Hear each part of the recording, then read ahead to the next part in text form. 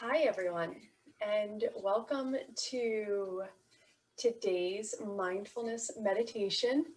We are on day 23, 23 minutes of mindfulness meditation. What does that mean? Well, we've been making such incredible progress working our way through the various components, whether or not we were very specific about it, but the various components of what most people would define as meditation. We've been working by finding a comfortable position where we could help relieve the process by relieving any additional tension or stress caused on the body. So as we move into this last week of our 31-day journey, what we're going to do is first start out today in a seated position, a literal seated position. So at some point, I'll give you the option to recline. So you can still gather all the items that you would need to feel comfortable. But for the movement part, it just makes it easier if we all start in a seated position and then move on. So you've got the physical body, you've got the physical movement. So when you show up and you do activities like yoga, Tai Chi, go for a run, go dancing, walking, the rationale behind it is we already have this amped up level of energy in the body. And what we're trying to do is get it to disperse or to, at a minimum, equalize. So it doesn't matter what activity you choose. One isn't better than the other. One may work better for you than another, and that's really the key. So the key is finding an activity that your body really enjoys. When we gather here together daily, I'm just choosing gentle movements of the body, but it could be, depending on where you are, you may need more or less. So you have the physical part of the meditation journey. So you're working out the energy through movement, which we'll do here as we do our mini practice. And then you have the breath.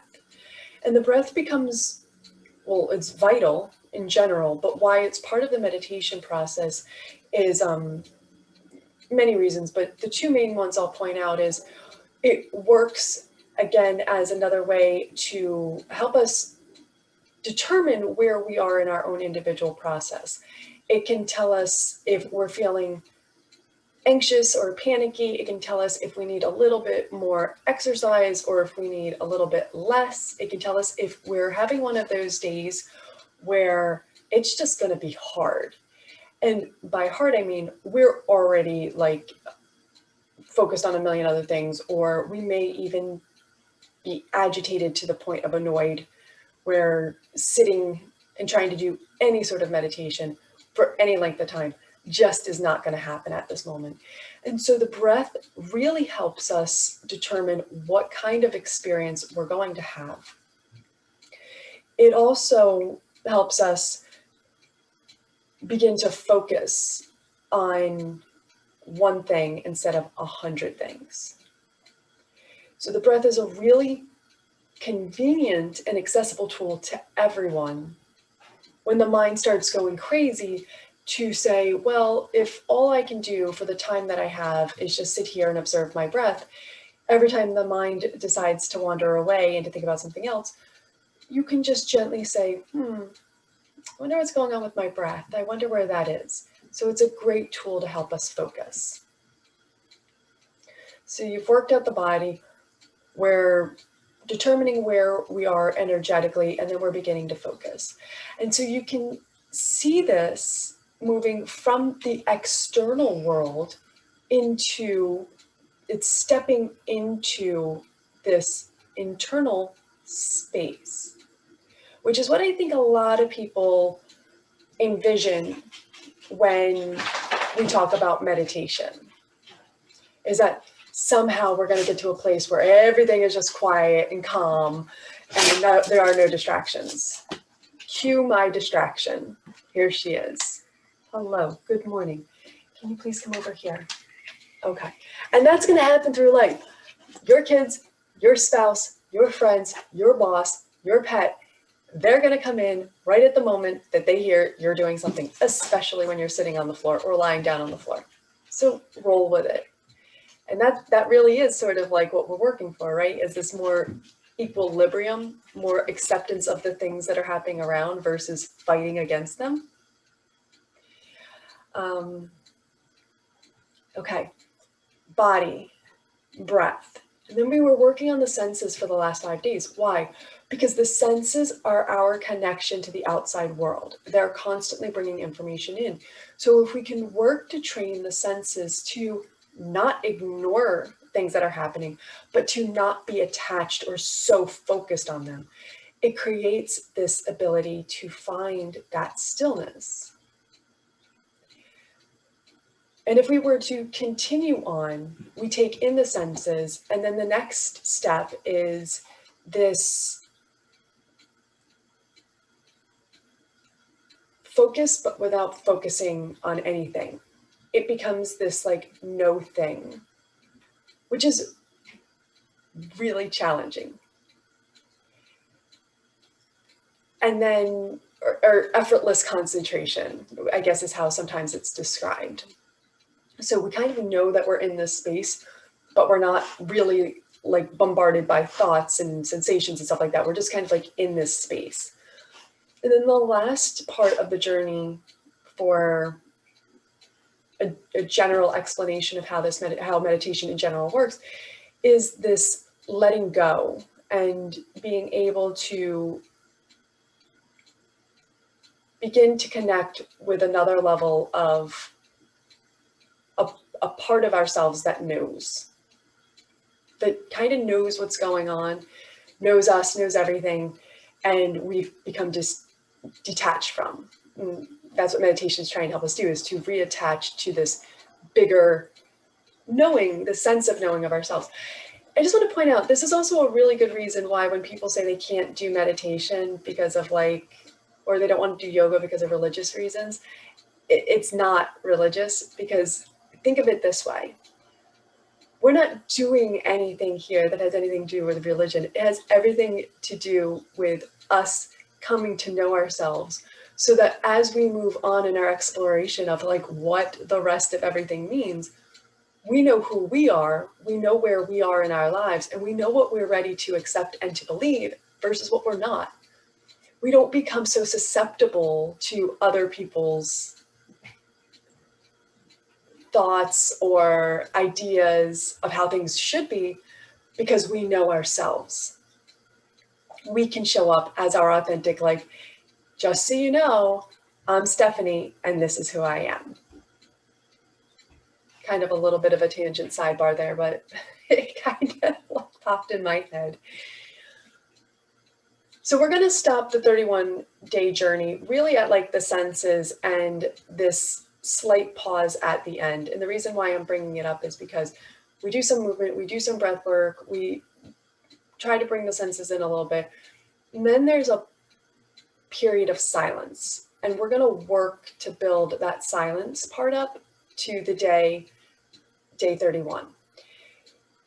In an ideal class, if you were to come and join me, the thought is 18 minutes of silence where you're connecting with this larger consciousness, this you who knows it all, like the real you who knows it all, not the brain that's like, and the ego that's like, I know what's going on, because we've left those behind, right?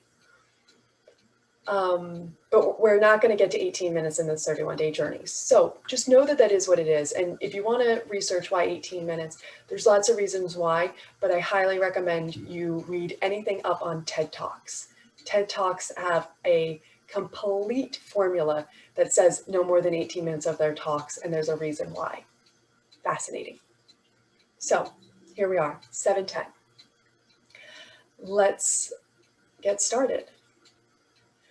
Go gather anything you need to find a comfortable seat. It could be a chair, preferably not a couch or a squishy chair, because your pelvic area and your lower back is going to want to sink. And you can see how if I start to compress down like this, it's not going to feel fantastic. It's not going to bring in that level of openness that my breath would like to have in an exploration of where I am. So as you're finding your seat, you can have blocks like I do, or pillows underneath of your knees if your knees are higher than your hips. I'm also sitting on a blanket that's helping my hips be a little bit higher, and that pelvic bowl region to not tilt forward, where I would start to lean forward and my chest would want to jet out, or not too far back where I start to sink in and I'm curling in the low belly. So we're just finding that nice long neutral spine and whatever can help support us in this position.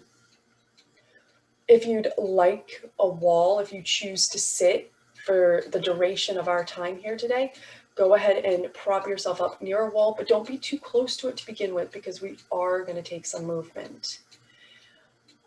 If you want a blanket over you, blankets especially over the hips, even if you tend to be warm, a light blanket, if you start to find that your mind is like that puppy dog we talked about and it is running all over the place, or if you start to feel like your breath is stuck here in the upper chest, no matter how much I walk you through a breath exercise, a blanket can be very grounding if you place it over the thighs.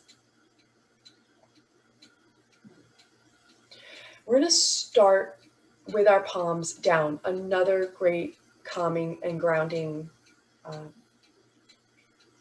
opportunity. So if you find yourself in like a meeting and someone is really starting to make you anxious, you can always just place your hands down on your thighs, give yourself that extra like touch and check in that says, you know, don't worry, we're going to get through this, but this is how, like, just settle yourself without being obnoxiously overt about what it is you're trying to do. Okay, so here we are. Just check in with how you're feeling. Check in how you're showing up to this space in this place. If you have distractions that are vying for your attention, Lily has already come in and said hi to us, but she's settled down, but she's right off to my side. So I see her, I acknowledge she's there. And I just begin to notice, and I invite you to begin to notice what other things are going on, what other distractions immediately that you're noticing are in your purview that you can just acknowledge. Okay, I see you. I'll get to you when I'm done. Just let that happen. Just notice they're there. Don't get attached. Just notice that they're there and move on. Then just begin to notice, are you gripping with the fingers? Are the shoulders creeping up towards the ears? Is the jaw clenched? Are you finding yourself wanting to wiggle and maybe grab a little bit more support? If you are, fine. Go ahead, grab it, come back.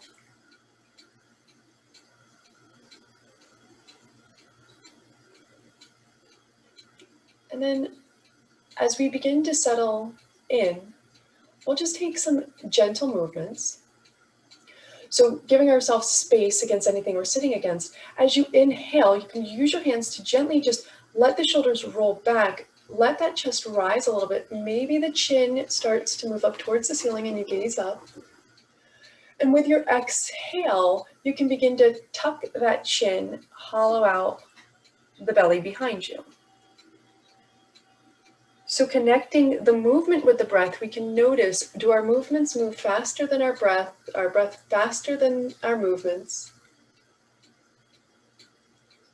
And can we start to invite them to coordinate? So we move only as fast as the breath, and not to alter the breath to move any faster.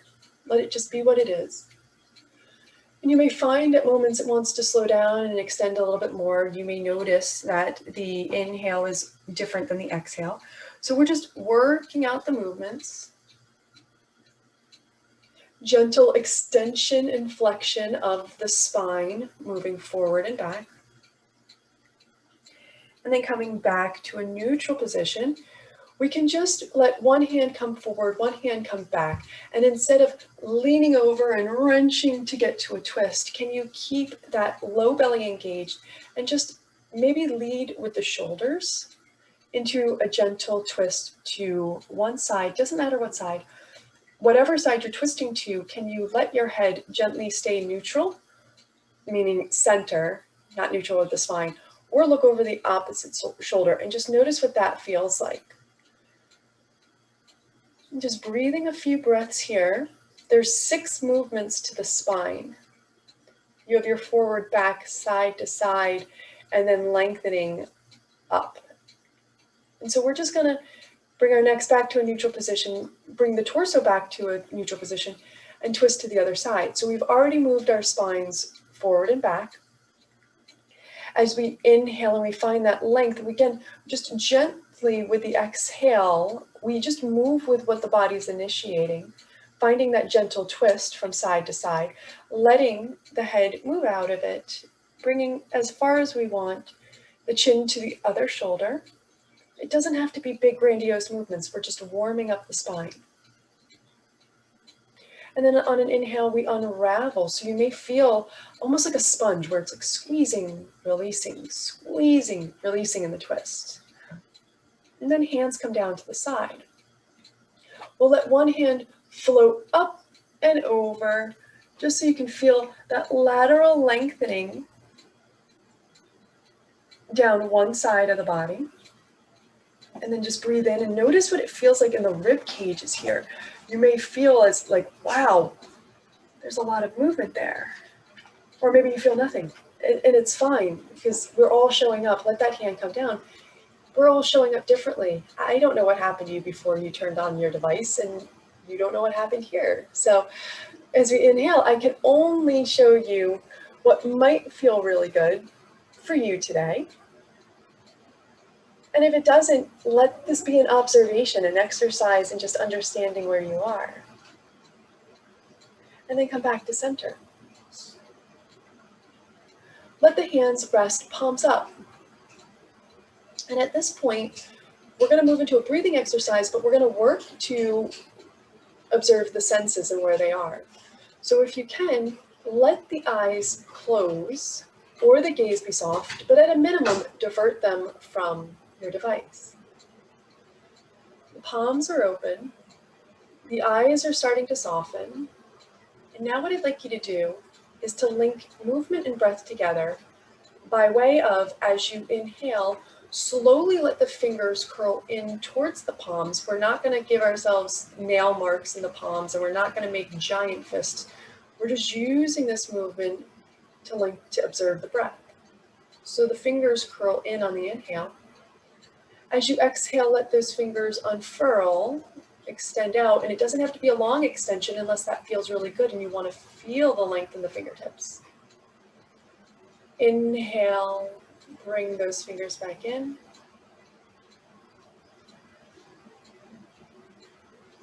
Exhale, let the fingers open.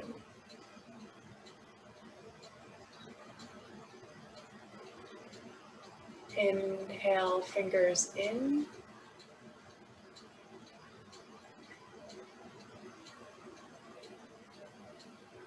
Exhale, open the fingers. You can keep doing this for as long as you'd like that serves you. This gives the mind something to focus on. You've got the breath and a little bit of movement.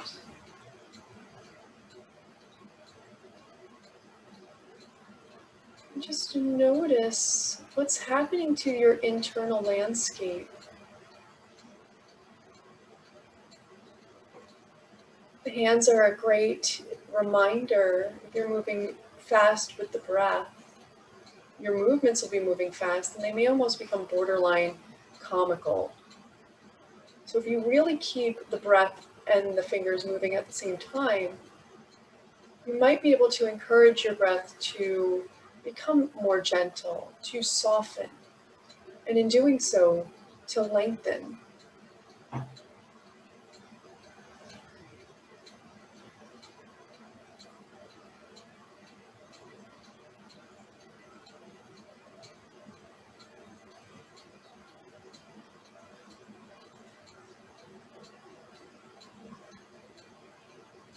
At some point, you may want to just let this all go. You may feel yourself becoming calmer. And if that happens, you can just let the thumb and the first finger connect. It creates a loop for the energy to move, almost like a circuit. And you can just sit in this moment.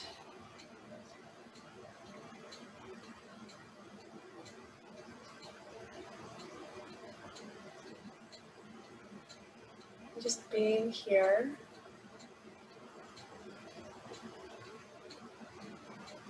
There's nothing that should be happening or that you should be doing. This is just your moment to be.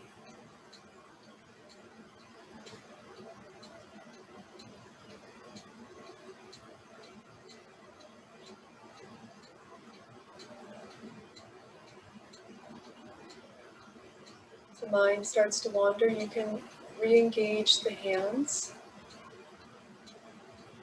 Let it guide you back to that rhythmic breath.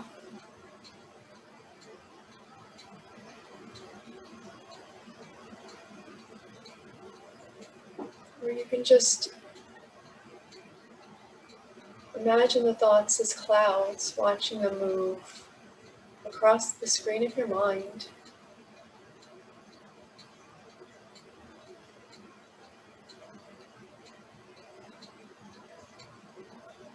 And if they continue to pop up and almost feel relentless, you can simply just observe the quality of the thoughts without becoming attached to the details.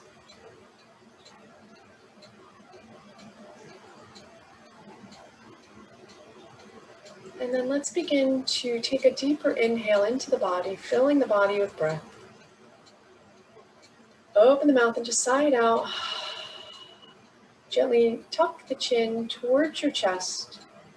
Bat the eyes open. Focus on a point in front of you. And then when you're ready, slowly, slowly, slowly take your vision back up. Just notice what's happening in the room around you now.